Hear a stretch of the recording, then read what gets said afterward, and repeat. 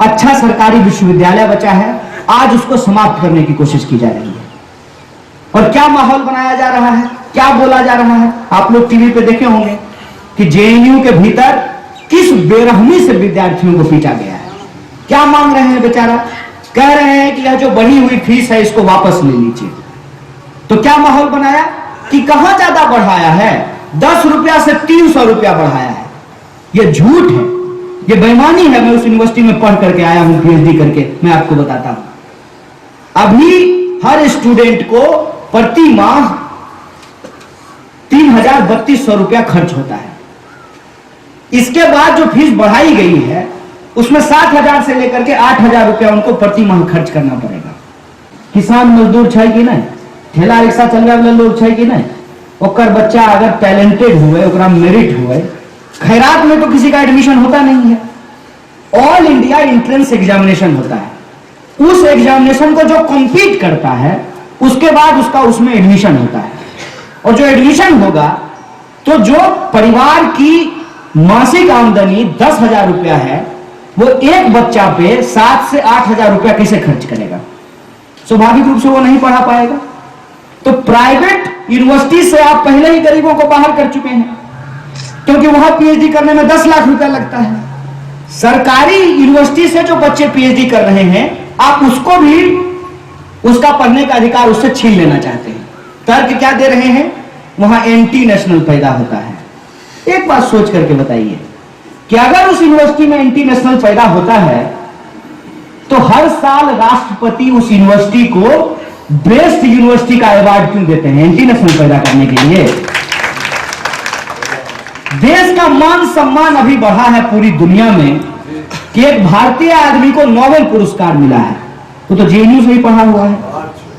और आप कहते हैं कि वो यूनिवर्सिटी एंटी नेशनल पैदा किया करता है, तो दो मंत्री मोदी जी की सरकार में मंत्री हैं, वो भी एंटी नेशनल हैं क्या? वित्त मंत्री और विदेश मंत्री, वो भी जेएनयू से पढ़े हुए हैं। आप किसी भी विभाग में जाकर के देख लीजिए, जो सबसे बड़े पद पे आपको पदाधिकारी मिलेगा वो जेएनयू से पढ़ा हुआ आपको मिलेगा। और अभी बिहार में जो बीपीएससी के तहत लोगों को नौकरी दी गई है, 250 से ज्यादा जेएनयू के विद्यार्थी बिहार के विभिन्न कॉलेजों में आकर के वो अपनी सेवा दे रहे हैं। सरकारी संस्थानों को तबाह किया गया है। और कल जो है बिहार के उप मुख्यमंत्री ट्वीट किए, क्या बोले? ये बहुत खराब जगह है, बहुत बेकार जगह है। एक तो देखिए, थोड़ी सी शर्म होनी चाहिए। नेता सबको आज सबसे बड़ा समस्या यह है कि उसके आंख में शर्म बचा ही नहीं है, बिल्कुल भी शर्म नहीं है। ये वही आदमी है जिनके पड़ोसी ने कहा कि पहले तो बड़ा हालचाल पूछते थे, जब पानी भर गया घर में तो चुपचाप चोर की तरह भाग गए और हमको छोड़ दिए। ये पड़ोसी बोला उनका। जो बाढ़ में पटना की जनता को डूबता हुआ छोड़ करके भाग गया हो, वो दूसरे यूनिवर्सिटी को ऊपर ज्ञान दे रहा है। तो मैं पूछता हूं कि जिस बिहार के आप उप मुख्यमंत्री हैं, उस बिहार में यूनिवर्सिटी की क्या हालत है? 20,000 विद्यार्थी और 10 टीचर। जिस पटना यूनिवर्सिटी में वो पढ़े हैं, उस पटना यूनिवर्सिटी को कभी ईस्ट का ऑक्सफोर्ड कहा जाता था, उस यूनिवर्सिटी की क्या हालत है?